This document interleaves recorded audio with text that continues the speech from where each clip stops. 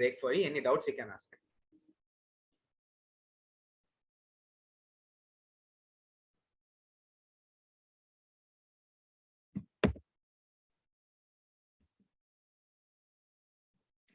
If no doubts, we'll continue with the remaining. So mitral stenosis is over. Coming to mitral regurgitation. Don't read this. I'll just tell you what are things you have to remember. Mitral regurgitation is the valve is not closing properly. So when does the mitral valve close? At the beginning of systole. So the mitral valve tries to close, but it is not able to close. It remains open during the beginning of systole. When the mitral valve remains open during systole, what happens? The blood from the ventricle, rather than going into the aorta, it goes into the aorta as well as it goes into the left atrium. That's the basic of mitral regurgitation. So normally mitral valve has to close at the beginning of systole to mark S1, but due to some reason, it is not able to close properly. So the blood from the left ventricle goes into the left atrium as well as into the aorta. This is called as mitral regurgitation. So when it can occur acutely and it can occur chronically. It can occur due to problem with the valve. It can occur due to problem with the heart. So for example, take the example of rheumatic heart disease. In rheumatic heart disease, I told you there's mitral commissural fusion, fibrosis of the valve, etc. When all that is occurring, what happens? The valve shrinks. When the valve shrinks, we get the opening naturally. That opening gives a room for regurgitation. So this is one example for valvular regurgitation. Now another entity can occur. The valve is normal, but the left ventricle is dilating much due to some reason, so that it pulls the leaflets apart. This can cause regurgitation. So that is what they have mentioned in Carpentier classification of MR. So this is not for your purpose, so don't read this. But just remember, regurgitation can occur due to a valvular pathology. It can occur due to a ventricular pathology. The regurgitation may be acute or chronic. So there are 4 causes of acute mitral regurgitation. Infective endocarditis. In infective endocarditis, the valve goes for perforation, so causing regurgitation. Papillary muscle rupture occurs in myocardial infarction. I told you the valve apparatus. When mitral valve, when the papillary muscle ruptures, what happens? The cardiac tendon will become loose. The leaflet structure collapses, so there will be a regurgitation. Next is caudal rupture or flail leaflet. Again occurs in mitral valve prolapse and infective endocarditis and trauma. So at least remember 2 causes of acute MR: infective endocarditis and papillary muscle rupture in myocardial infarction. All the other things are chronic. So chronic will be primary. Primary, what I told, is a problem with the leaflet. In India, most common again is rheumatic, and rheumatic. Apart from that, we can have myxomatous disease. That is the mitral valve prolapse. That is the mitral valve leaflets are so flail that during systole they collapse into the left atrium and produce a regurgitation. This is called as mitral valve prolapse. So remember 2 causes: rheumatic heart disease. Acute rheumatic fever causes regurgitation as a part of endocarditis. Then we have mitral valve prolapse. Infective endocarditis, chronic infective endocarditis can cause leaflet fibrosis and regurgitation. We have congenital one. Congenital, remember Schoen complex. I will discuss sometime later. Radiation. Secondaries, I told you the valve is normal, but the ventricle dilates, causing a regurgitation. This occurs in dilated cardiomyopathy. Heart is enlarged. Dilated cardiomyopathy, ischemic dilated cardiomyopathy. Remember, HOCM is another cause of MR. Not needed for level. Just remember the cause: HOCM, chronic AF, mitral annular calcification are the other causes. I told you what happens in mitral valve prolapse. This is the structure of the valve. We have 3 layers: atrialis, spongiosa, and fibrosa. The fibrosa layer becomes very thin. Okay, the fibrosa layer becomes very thin. That's the pathogens of mitral valve prolapse. So rather than fibrous tissue getting deposited, some elastin or excess of collagen gets deposited, which causes prolapse. Okay. So I told you two spectrum are there. One is acute MR, chronic MR. So again, just think about the basic cardiac cycle. MR, what happens during the beginning of systole? The valve does not coapt. The blood flows from the left ventricle into the left atrium. But in normal heart, what happens? If the regurgitation occurs acutely, the left atrium is in normal size, so it cannot accommodate more of the blood. So it naturally, when it cannot accommodate more of the blood, the pressure rises. The pressure gets transmitted to the pulmonary vein, so as to cause pulmonary edema. So acute MR presents with acute pulmonary edema. But remember another condition which is occurring chronically. When something is occurring chronically, it occurs very, very slowly. So when some amount of blood is going from the left ventricle into the left atrium, it slowly keeps on dilating the left atrium for years together. Now the left atrium, rather than being a 3 centimeter size, becomes a 6 centimeter size structure.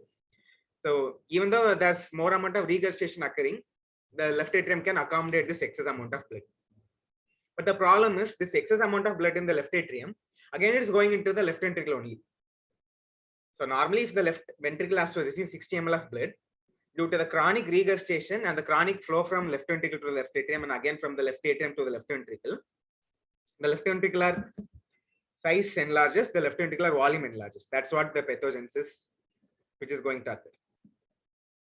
Okay, so acute MR causes acute pulmonary edema. Chronically, what is going to happen? All the blood is not going into the aorta. Some blood is going into the ventricle, aorta. Some blood is going into the atrium. So again, we have EC fatigability, chronic weakness. Remember, in MS, we got dyspnea as the first complaint, then EC fatigability. In chronic MR, we have fatigability is the first complaint. Dyspnea occurs later. When the left atrium goes for decompensation, this occurs.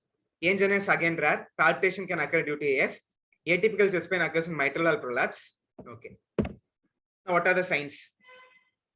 Pulse volume will be normal because blood is going into the atrium. Some blood only is going into the aorta. So pulse volume will be normal or low volume. A sharp carotid upstroke. Hyperdynamic apical impulse. What is hyperdynamic? More amount of blood goes into the left ventricle. So it comes down. It tries to pump more. That is what is happening. So we have hyperdynamic apical impulse. S1 will be soft because what happens in S1? S1 is due to closure of the mitral valve. Here mitral valve is already open, so there's no place it can close. So we have soft S1. Widely split S2. I'm not explaining it in this lecture. Loud P2 can occur due to pulmonary hypertension. What murmur will you get? Pansystolic murmur. Because as long as the pressure is there in the left ventricle, blood keeps on flowing into the left atrium. So we have a pansystolic or a holosystolic murmur, which can radiate into the axilla, which can radiate into the base of the heart. S3 will occur here. I told you in MS, S3 cannot occur because the left ventricle is not getting filled. But in mitral regurgitation, S3 will occur. Okay, again the same basic. You understood the pathogenesis, you understood the symptoms and signs. What about the investigations? The same, pressure is getting transmitted to the left atrium. So there is left atrial enlargement, atrial fibrillation can occur. But what happens here is in mitral stenosis, the left atrium alone enlarges. But in mitral regurgitation, the same blood which is in the left atrium comes back to the left ventricle. So here, left ventricular hypertrophy also. Old MI changes may be seen in case of secondary MR. Chest X-ray is the same dilated left atrium, but here associated we have dilated left ventricle. Here, follow my pointer. This is the left heart border, left ventricle. This is a straightened out left atrium. This is more obvious than the previous X-ray. And we have a dilated right atrium. So how will you differentiate this left atrial enlargement as MS and MR? In MS, we have only left atrial enlargement, but here that's obvious cardiomegaly, left ventricular enlargement also. So this is mitral regurgitation. So again, echocardiography, we can visualize the valve, we can visualize the flow through Doppler, we can visualize the left atrium and left ventricle. So again, why we have to know that? We have to assess whether this is severe or not. We tell severe MR when the regurgitation volume is more than 60 ml. Hope you can understand the meaning. The volume of blood which is going into the left atrium is more than 60 ml. The regurgitation fraction is more than 50% of that in the left ventricular volume. Effective regurgitation orifice is more than 0.4 centimeter square. There's one entity called vena contracta. This is more than 0.7 centimeter. One basic saying says that MR begets MR. Once MR occurs, left atrium is going to dilate. When left atrium dilates, all the blood will again go into the left ventricle. Left ventricle dilates. I told you when left ventricle dilates, it will pull the annulus apart. Again, it will worsen mitral regurgitation. So once MR occurs due to left ventricular dilatation, it is going to cause MR again. So again, the same approach we are going to follow. Medical treatment, treatment of complication, treatment of the etiology, and treatment of the valve. So Treatment of the valve, the same thing. You are going to give a rheumatic fever prophylaxis using penicillin V 250 milligram BD twice a day. If there is heart failure, we are going to give diuretics. Infective endocarditis, I am not going to give prophylactic management. If infective endocarditis occurs, I am going to give treatment with ampicillin and gentamicin. If atrial fibrillation occurs, I am going to give rate control, rhythm control, as well as I am going to anticoagulate the patient. This is all about the medical management. But one more thing is, if you know the hemodynamics, we can intervene here. Okay, we can give AC inhibitor or nifedipine. Nifedipine, AC inhibitor are vasodilators. So if I dilate the aorta, vasodilatation means I'm going to dilate the systemic arteries and I'm going to dilate the aorta. So in regurgitation, the main problem is the blood from the left ventricle is going to the aorta in part and it is going into the left atrium in part. If I increase the blood flow through the aorta, I can reduce the regurgitation. If I vasodilate the aorta by giving vasodilators like nifedipine or AC inhibitor, I can increase the flow through the aorta and I can reduce flow through the mitral regurgitation. So for regurgitation lesion, if they are mild or moderate, we need not go for surgery. We can use drugs like AC inhibitor, nifedipine. But once, again the same thing, when we can go for surgery, when the patient is symptomatic, when the patient is going for heart failure, when the patient is having severe mitral regurgitation. What is severe mitral regurgitation? Regurgitation volume more than 60 ml, regurgitation fraction more than 50%, and effective regurgitation area more than 0.4 centimeters square. So we have only two options. Either we can repair the valve or we can replace the valve. So when we can repair the valve, when there's a mitral valve prolapse, secondary mitral regurgitation, as in ischemic dilated cardiomyopathy, children or adolescents with pliable valve, caudal rupture as in infective endocarditis, perforation as in infective endocarditis, and acute rheumatic MR, we can go for mitral repair. So pure cause, infective endocarditis, rheumatic MR, annular dilatation, we can repair the valve. But when there's a mixed lesion, like a calcified valve, fibrosed valve, rheumatic heart disease, radiation heart disease, we have to go for a replacement valve. Right. So just some names you remember. Mitral repair. What we do in a repair, we resect the valve and suture it. So triangular resection, quadrangular resection, and cordoplasty. One new option has come, which is called as mitral clip.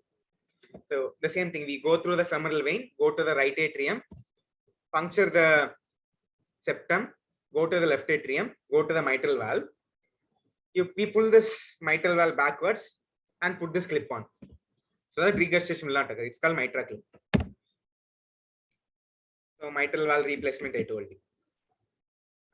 Now just one word about acute MR. Acute MR, what are the two important causes? Myocardial infarction, papillary muscle infarction, and infective endocarditis. You can do immediate surgery if the patient is unstable. If the patient is somewhat stable, you can do medical management. So the basic of medical management is simple. We are going to vasodilate the aorta to reduce regurgitation. So you can give systemic vasodilators like nitroprusside. Okay. Secondary MR, I told you. Secondary MR, the most common causes is ischemic dilated cardiomyopathy. So treat that. Henceforth, if someone asks you what are the causes of MR, classify acute MR, chronic MR. Chronic MR is a valvular MR or a secondary MR. Okay. Now coming to the third important valvular lesion for you, which is aortic stenosis. Again, etiology. Above the valve we have the aorta. Below the valve we have the ventricular muscle. So aortic stenosis can occur at the valvular level, at the supravalvular level, or at the subvalvular level. Subvalvular level, I told you we have the ventricular muscle. So if the ventricular muscle thickens, it is called HOCM, hypertrophy obstructive cardiomyopathy. Above the valve, we are having the vessel. If you are having some membranes in the aorta or hourglass constriction of the aorta, it is called a supravalvular aortic stenosis. The cause of valvular aortic stenosis is congenital. In order, it will be congenital rheumatic calcification. Just remember these three things. Congenital aortic stenosis occurs due to congenital heart disease called as bicuspid aortic valve. So what is that? Normally the aortic valve contains 3 cusps. If it is 2 cusps, it is called bicuspid aortic valve. It is cause of congenital AS. Rheumatic AS, again I told you. Old age calcific AS occurs. So what's the basic of knowing this, or why AS is important? AS can occur in any person. It's a disease of old age. Remember, aortic valve is a high pressure valve because blood is flowing from the high pressure left ventricle to the aorta since you are born till you are going to die. So when these three leaflets are exposed to high pressures, the automatic go for some shear stress, inflammation, fibrosis, etc. So the normal aortic valve is at risk of aortic stenosis or calcification or fibrosis from childhood. If there's some additional pathology in the valve, it will go for pathology earlier. So 3 valves handling 120 millimeters of mercury pressure is different from a bicuspid valve handling the same 120 millimeter pressure. It will be one leaflet handling 40 millimeters versus one leaflet handling 60 millimeters of pressure. That is why a congenitally bicuspid aortic valve goes for calcification very earlier. Remember, calcification is a normal process which occurs in every one of us as we age. But it may not cause stenosis in everyone, but in genetically predisposed individuals. So that's what is given here. Who are genetically predisposed, who are having abnormal valves, who are having dyslipidemia, hypertension, diabetes, smoking, some factor which is causing some other injury to the valve, go for excess trauma, which is excess calcification. So that's the basic of rheumatic congenital AS. Rheumatic AS, again, many valves are involved. Aortic valve is the second next valve to get involved. Calcific process is a normal process of aging.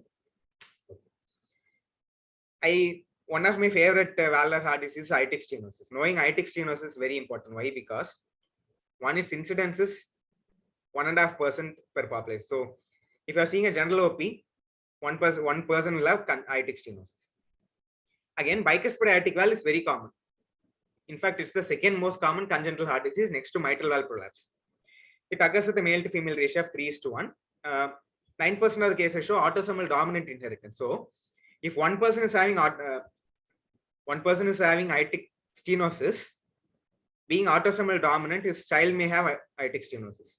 His brother may have aortic stenosis. So aortic stenosis may have a familial recurrence. That's what I'm trying to tell. Many number of complications can occur with AS. Of all the valves, AS is the most high pressure valve. So it's very highly prone for infected endocarditis. When high pressure jet is hitting the aortic root, what happens? It goes for dilatation. So aortic root aneurysm can occur. When the pressure is hitting a weak aortic valve for a long time, it can dissect the aorta and it can cause ascending aortic dissection. So many dreaded complications can occur with aortic stenosis and become symptomatic after old age. So any person, it is better to auscultate any person who comes to you, because bicuspid aortic valve can be easily diagnosed. We have two auscultatory features. One is called as ejection click.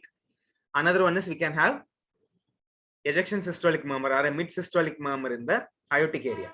Just by these two features, it is very, very easy to diagnose aortic stenosis. If you diagnose aortic stenosis early, by 30 years of age, we can very well prevent them from going from all these complications. And in fact, we can find out even a disease in the family member. So that's why aortic stenosis is important. You can see the bicuspid valve here. It is very much thickened. These are calcified valves, thickened valves. So what's the pathogenesis? Aorta is the valve which is aortic valve is the valve between left ventricle and the aorta. Normal blood flows from left ventricle to the aorta during systole. What marks the systole? So opening of the aortic valve occurs during systole. Rapid ejection occurs. After then, slow ejection occurs. When there's a stenosis at this aortic valve level, what happens? We call it as LV outflow tract obstruction. We call it LV outflow tract obstruction. Now the left ventricle has to pump more to blood against this stenotic valve. So the left ventricle goes for hypertrophy, right? So left ventricle goes for, that's what is given as increased LV mass. Now when the left ventricle goes for hypertrophy, our body cannot supply more blood to it. So there will be a demand supply mismatch. So patients go for myocardial ischemia. It is not just the hypertrophy which is occurring. Once hypertrophy occurs, some amount of fibrosis also occurs, which is called as negative remodeling. So aortic stenosis, left ventricle has to pump more, left ventricle goes for hypertrophy, falling hypertrophy goes for fibrosis. We have demand supply mismatch there. Once all these processes are occurring for a long time, we have myocardial ischemia, infarction, left ventricular failure.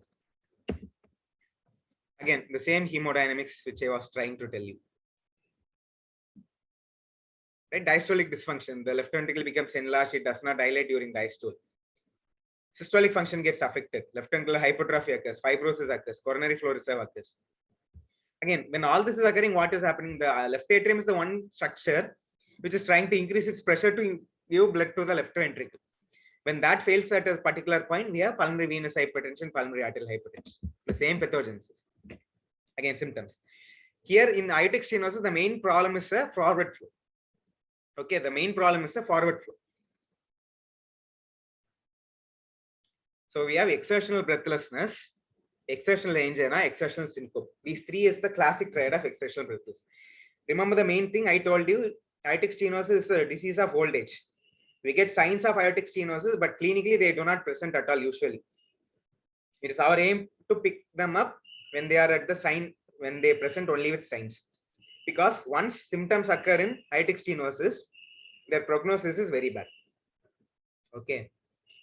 So exertional breathlessness, why does it occur? Due to increased LV and diastolic pressure. Hope you are able to understand what it means. And there's also reduced cardiac output. These are the two causes of breathlessness. Angina, why it occurs? There's a hypertrophy, demand supply mismatch. Associated CAD may be present. Syncope, why there is syncope? During exercise, what happens? I told you hypoxia occurs, there will be peripheral vasodilatation. So in exercise, there's a peripheral vasodilatation, but our heart cannot increase blood flow because of fixed outflow tract obstruction. There's a systemic vasodilatation causing hypotension, but the heart is not able to match that. So we get syncope. Again, failure symptoms can occur, which is very late. Occurrence of failure is a bad prognostic factor. Sudden cardiac death can occur because hypertrophied muscle compresses upon the conduction system. Hope you remember from your surgery postings, GA bleeding can occur in a patient with aortic stenosis. It is called as Haydey syndrome because of associated angiodysplasia. They tell von Willebrand factor is the reason for that. Being a high pressure chamber, we can get infected endocarditis, we can get stroke. What are the signs? The classical small volume, slow peaking, small volume, slow rising, late peaking pulse. Pulses parvus et tardus. What murmur you can get here? Mid-systolic murmur. So when the aortic valve opens during systole, we can get a murmur starting from that. So a mid-systolic murmur or a ejection systolic murmur, which is radiating to the carotids. I'm not telling all these things. If you're interested, you can go back and read. There are 4 phenomena related with the ejection systolic murmur of aortic stenosis: Gala-Wedding phenomenon, post-extrasystolic potentiation, Coanda effect. Knowing this is important to differentiate various causes. We can differentiate calcific from rheumatic stenosis by these effects. We can differentiate supravalvular, valvular, and subvalvular from these effects. Okay, I'm not dealing much. We can have a systolic ejection click in congenital aortic stenosis. I told you in what happens in systole, aortic valve opens. After that, only ejection occurs. So that ejection can produce a sound. The opening of valve can produce a sound. Again, investigation, what happens here? The heart goes for a hypertrophy. This hypertrophy is called as a pressure overload hypertrophy because heart is trying to pump against a structure which is very much constricted. It is called as pressure overload hypertrophy. So we have only a normal size chart, but there can be post-stenotic dilatation because the excess pressure jet is sitting against the aortic valve. ECG shows left ventricular hypertrophy. This is given as post-stenotic dilatation. Okay, don't bother about this X-ray, but see this ECG. V1S plus V6 are more than 35 millimeters is the criteria for left ventricular hypertrophy. So that's a left ventricular hypertrophy with strain pattern T-wave changes. This is called concentric hypertrophy or pressure overload hypertrophy. This occurs in only 3 conditions: systemic hypertension, aortic stenosis, HOCM. Okay, again I told you, after ECG and X-ray, we are going to do an echo. Echo, you can visualize the valve, you can visualize the left atrium, we can visualize the left ventricle, we can do a Doppler to measure the jet. Again, why to measure all this? To differentiate between mild, moderate, and severe AS. Severe aortic stenosis, the area is less than 1. Remember, the normal aortic valve area is 3 to 4. The normal mitral valve area is 4 to 6. The normal aortic valve area is 3 to 4 centimeters square. If it is less than 2, it causes symptoms. So 1.5 to 2 centimeters square is mild AS. 1 to 1.5 centimeters square is moderate AS. Less than 1 centimeter square is severe AS. Again, the gradient, it will be double that of mitral stenosis. In MS, I told you less than 10, 10 to 20, more than 20. Here we are, less than 20 is mild AS, 20 to 40 is moderate AS, more than 40 is severe AS. Again, velocity you need not remember, 2 to 3, 3 to 4, 4 more than 4. I told you the natural history. The calcification process is a lifelong process. Since we are born till we are going to die, the calcification is going to occur. Symptoms will occur when the stenosis starts, but it produces only signs. One symptom occur, they are prone for rapid worsening. Once heart failure occurs, they are even worse.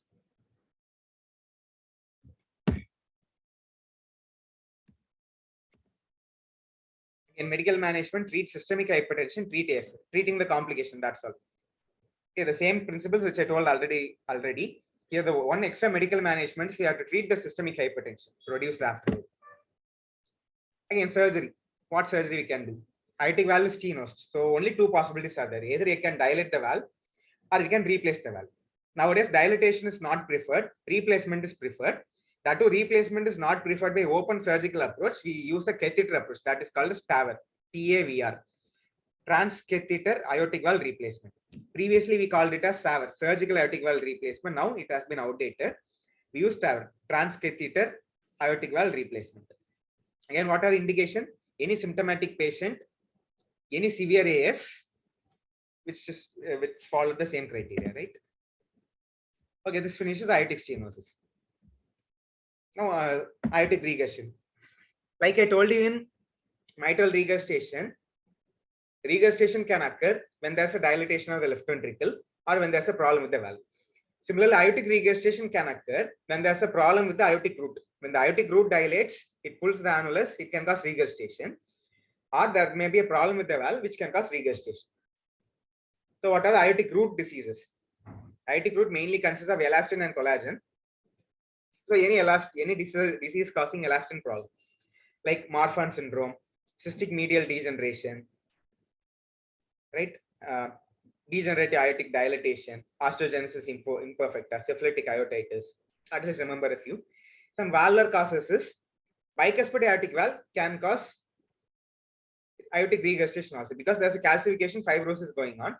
When the fibrosis obstructs the valve, it causes stenosis. When the fibrosis causes retraction of the valve, it can cause regurgitation. Rheumatic heart disease can occur, trauma, infected endocarditis, calcific AR, all these things. This is the one which is given in Harrison. Valve lesion is congenital due to endocarditis, rheumatic fever. At least remember three causes. Fourth one is ankylosing spondylitis. Root disease, aortic dissection, Marfan syndrome, cystic medial degeneration, again aortic bicuspid aortical. Some causes overlap. So what happens in aortic regurgitation? During diastole, blood has to flow from the left atrium to the left ventricle. Aortic valve has to close. But in aortic regurgitation, what happens? Either due to aortic root dilatation or due to mitral valve pathology, the valve is not able to close. The valve remains open during diastole. Blood flows from the aorta till the left to the left ventricle. Right? When does this occur? It occurs early in the part of the diastole till the pressure equalizes with the aorta. Now, when more amount of blood is coming to the left ventricle, what happens? The left ventricle will try to enlarge. But there's a small difference between the enlargement between aortic stenosis and aortic regurgitation. In aortic stenosis, there's a pressure component which is acting. The heart has to pump more against a stenosed valve, so it goes for a pressure hypertrophy or a concentric hypertrophy. But here, of course, the pressure is high, but beyond that, it contains more amount of blood which is coming from the aorta. So it has to increase not only its mass but also its volume. So there will be enlarged left ventricular mass as well as enlarged left ventricular volume.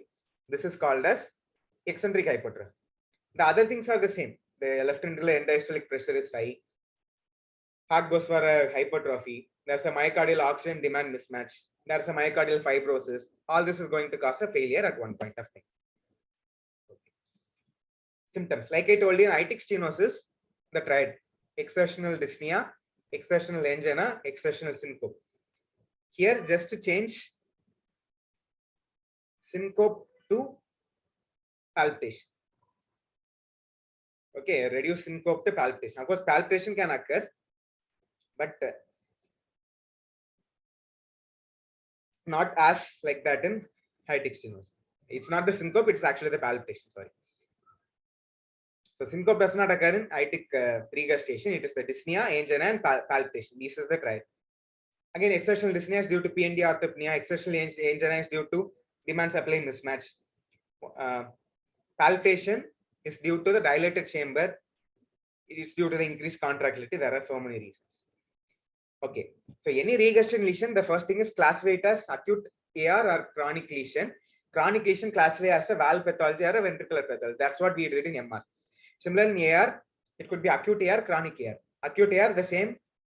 There we saw two important causes, infective endocarditis and MI. Here there are three important causes, infective endocarditis, prosthetic valve dysfunction, aortic dissection.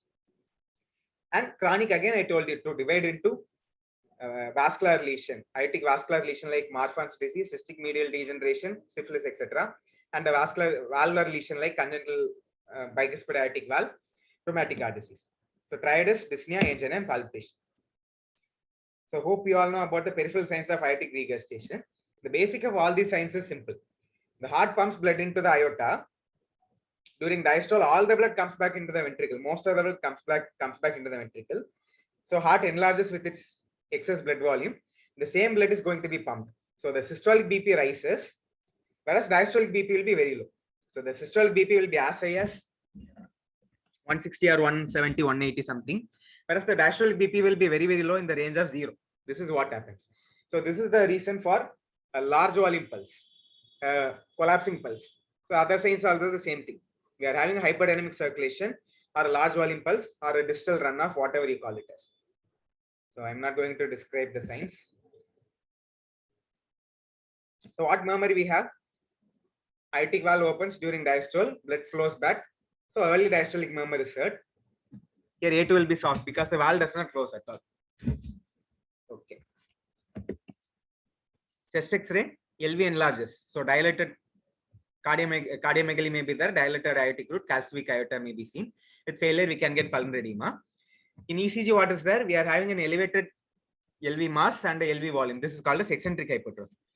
So again, the same thing. The V1S plus V6R is more than 35 millimeter, the criteria for LVH. But the one difference is, you see here, the R wave is very tall in V6. But here we are not able to see the strain pattern, or the T wave inversion is not present here. If this change is present, it is called as eccentric hypertrophy. So just by ECG, we can differentiate between eccentric hypertrophy and concentric hypertrophy. Okay, so X-ray done, ECG done, echocardiography, grade the thing. So in echocardiography, what things you have to see? Again, our aim is to look for any severe lesion. Left ventricular end diastolic dimension more than 70 millimeter, left ventricular end systolic dimension more than 50 millimeter, elevated BNP, and EF less than 50%. So these three are the severity criteria, echo severity criteria. Clinically, I told you, if the duration of murmur is long, it is going to be a severe lesion. So by echo, ejection fraction less than 50%, end diastolic diameter. So if more amount of blood is present, it means it's a severe lesion. So LV end diastolic diameter more than 70 millimeter, or LV end systolic dimension more than 50 millimeter, it means a severe AR. So indications for surgery, symptomatic patient, asymptomatic, but if they are severe AR. So what will you do? Again, repair or replacement. Again, here medical treatment. Apart from treating the complications like infective endocarditis, heart failure, atrial fibrillation, and stroke prophylaxis, we can treat the valve medically also. The same treatment as in mitral regurgitation. We are going to increase the afterload so that blood flows from the LV to the aorta. Again, if you are dilating the aorta much, the back pressure to the left ventricle will get reduced. So that's the purpose of dilating the aorta. So you can use AC inhibitor and nifedipine. So remember, there is no treatment, no specific medical treatment to target the valve in mitral stenosis and aortic stenosis, only the complication management. But a specific medical treatment is available for MR and AR. The aim is to dilate the aorta to reduce the afterload, to reduce the regurgitation. The drugs are AC inhibitor, nifedipine. We can give hydralazine, nitroprusside in an acute emergency. So this finishes the 4 important valvular lesions, MS, MR, AS and AR. So the last 5 minutes of today's class about the other things. Pulmonary regurgitation, what happens? The blood is flowing from the pulmonary artery to the right ventricle, that is pulmonary regurgitation. When does this occur? It occurs during diastole. The same pathology as an aortic regurgitation. Only one cause you have to remember is pulmonary hypertension. Pulmonary regurgitation does not occur as such. It occurs due to pulmonary regurgitation. Remember, any regurgitation lesion, I told you, acute or chronic, whether it is a vascular lesion or a valvular lesion. Here, pulmonary hypertension, the vascular lesion is more common. The other causes you can read. So dilatation of annulus, I told you, pulmonary hypertension is the most common cause. Abnormal reflex may be due to congenital, trauma, carcinoid, rheumatic, etc. Pulmonary valve is the least common valve involved in rheumatic heart disease. So only I have put it at the last. Carcinoid syndrome is something which produces serotonin. Serotonin acts on the 5-HT2A receptors in the heart to cause valvular constriction. That is what carcinoid syndrome. Some drugs like methotrexate, fenfluramine, etc. had caused regurgitation in pulmonary valve because of the same reason. Any pulmonary stenosis, when dilated, it can cause pulmonary regurgitation, right? So that's called iatrogenic pulmonary regurgitation, tetralogy of Fallot, pulmonary stenosis, etc. Right. So I'm not going to differentiate this. Just a small difference in pulmonary hypertension. Already the pulmonary arterial pressure is high, right ventricular pressure is going to be high. So the gradient will be for a longer duration. So you get a long duration, high pitched decrescendo murmur in pulmonary hypertension causing PR. That's called a secondary PR. Whereas in primary valvular pathology, the pulmonary valve is again a low flow circulation, low pressure circulation. Right ventricle is a low pressure chamber. So the regurgitation will be only for a shorter duration till the pressure equalizes. 25-15, that will be the pressure. So pressure equalizes very early. So we get a short duration, low pitched, low intensity murmur. That's the only one difference. This is maybe high for your level, but if you have to remember one word for pulmonary regurgitation, it has to be pulmonary hypertension due to annular dilatation. Again, X-ray you can do, echocardiography you are going to do. I'm not going to deal with thing. Treatment is with pulmonary valve replacement. Pulmonary stenosis is somewhat important because MS only one cause, it is RST. AS it should be subvalvular, valvular, or supravalvular. Pulmonary stenosis should be classified as two, either congenital or acquired. Congenital will be valvular, infundibular. We all know the infundibular pulmonary stenosis is one of the component of TOF. Hope you all know about the components of TOF, right? Pulmonary infundibular stenosis, a large ventricular septal defect, overriding of aorta, right ventricular hypertrophy. So of these four components of tetralogy of Fallot, one component is pulmonary stenosis, which is an infundibular stenosis. Infundibular means subvalvular stenosis. The valve is not getting small. It is the ventricular muscle which is getting small. So valvular PS occurs in Williams syndrome, Noonan syndrome. Again, acquired causes will be carcinoid, rheumatic. I told you rheumatic is the least common cause. Stenosis of a valve. So symptoms it causes right heart failure. It's very easy. I think you can understand these signs also. There's nothing much. ECG, there will be right ventricular hypertrophy, right axis deviation, etc. What will be the symptoms? The pulmonary valve is stenosed. So blood finds it difficult to move from right ventricle to the pulmonary vein, pulmonary artery. So right ventricle enlarges, it goes for failure. Pressure gets transmitted to the right atrium. Pressure gets transmitted to the SVC, IVC, JVP, heart, liver and things. So it causes right heart failure, obvious. So again, we have severity gradient, mild, moderate, and severe. Pressure gradient more than 60 is severe pulmonary regurgitation. So when do you go for surgery? Severe PS, symptomatic patient. We can dilate the valve. We can do annuloplasty. We can do valvuloplasty, or we can replace the valve. Okay. Tricuspid stenosis and tricuspid regurgitation. There's something again important. Again, same. When we discuss about stenosis, acquired or congenital. Congenital tricuspid atresia is common. Acquired causes, rheumatic fever can occur. Most of the cause of tricuspid stenosis is rheumatic. Again, I told you about carcinoid. I told you about ergot alkaloids. Again, what are the lesions mimicking tricuspid stenosis? In mitral stenosis, I told you left atrial myxoma, left atrial thrombus, left atrial vegetation. Here, right atrial myxoma, right atrial thrombus, right atrial vegetations. One important symptom is when the tricuspid valve is one important thing is tricuspid valve will not be involved alone. I told you the most common cause of tricuspid stenosis is rheumatic heart disease. But the most common valve involved in rheumatic heart disease is the mitral valve. So my tricuspid valve will not get involved without the involvement of a coexistent mitral valve. So the combination will be, we'll have a mitral stenosis plus a mitral regurgitation plus a tricuspid stenosis. That's all we have. But the catch here is, when there's a tricuspid stenosis, there is no blood at all which is flowing to the left atrium. When there's no blood to the left atrium, there won't be increase in pressure, there won't be pulmonary edema, etc. So the coexistence of mitral stenosis plus a tricuspid stenosis will mask the symptoms of a typical MS. That alone you have to remember. I won't discuss the other things. This thing they may ask you, how will you differentiate MDM due to MS or a TS? MS is heard in the apex, TS is heard in the tricuspid area. MS murmur is louder on expiration. MDM murmur is louder on inspiration. At least remember these things. Treatment, again, medical treatment. Surgical is surgically by balloon valvuloplasty, commissurectomy. But the thing is, rheumatic is the common cause. So you have to replace the aortic valve, mitral valve and tricuspid valve at the same time.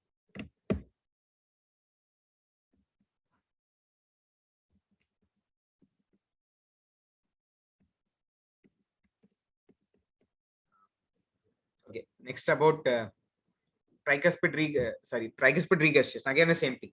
If you have to remember one cause of pulmonary regurgitation, I told you pulmonary hypertension.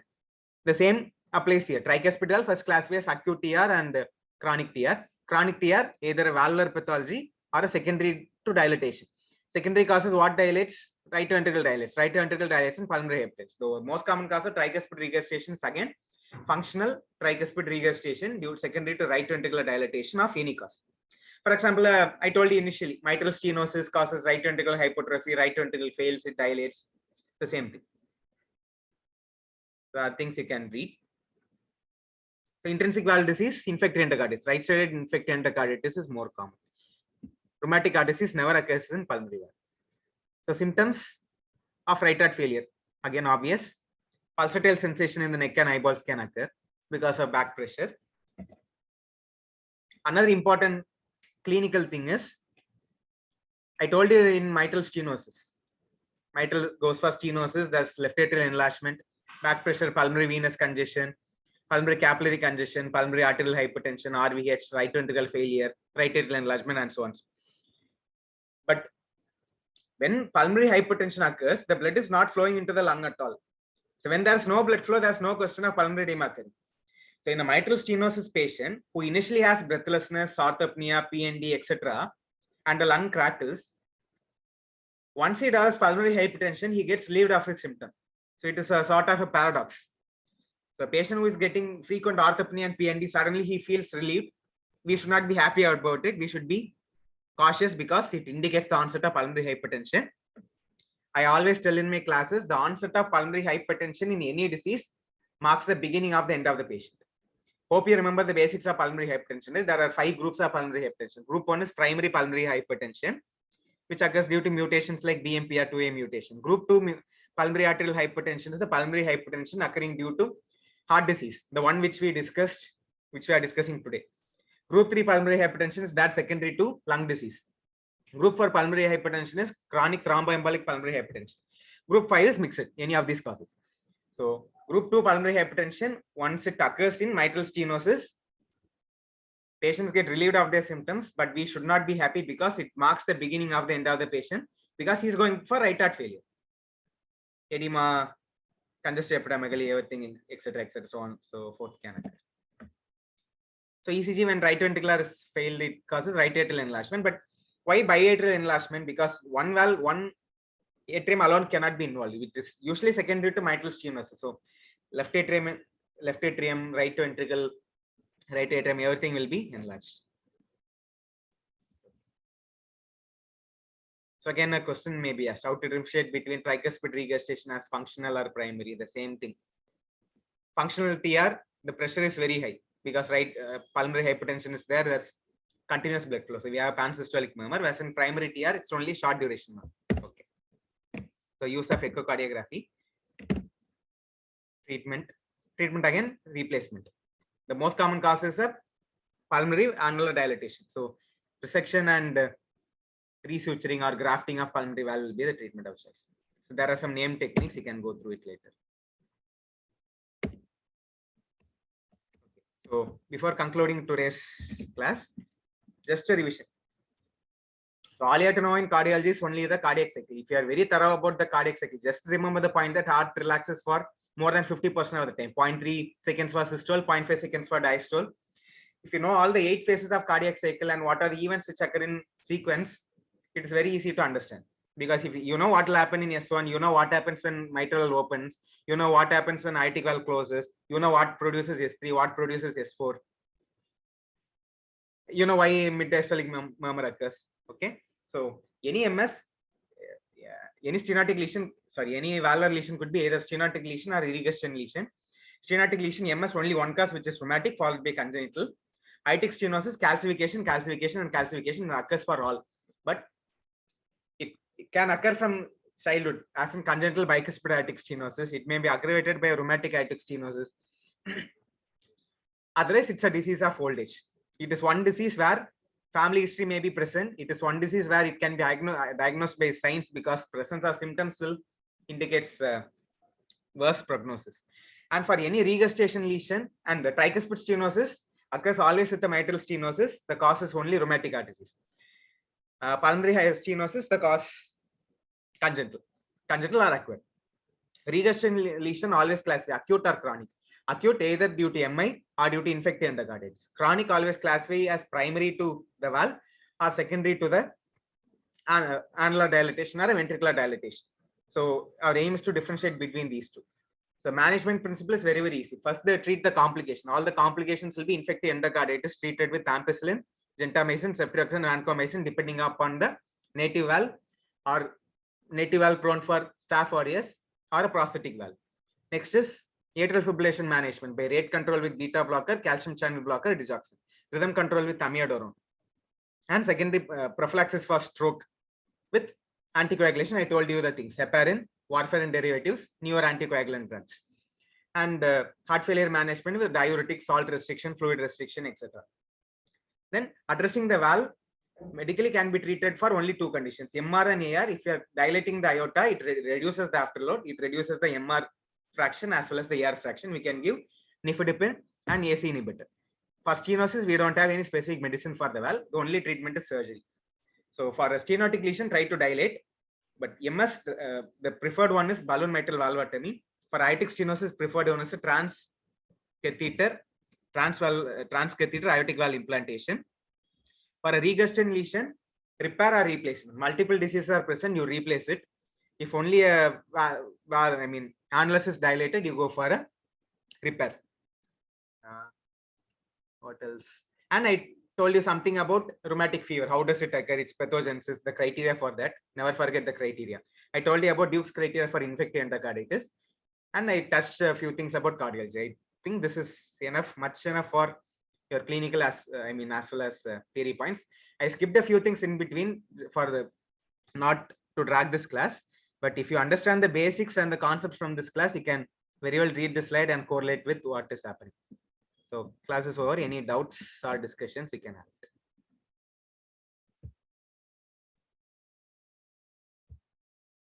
Doubt irukka?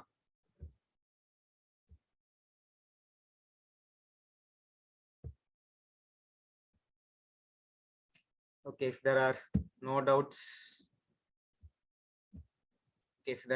we can close the class. Thank you.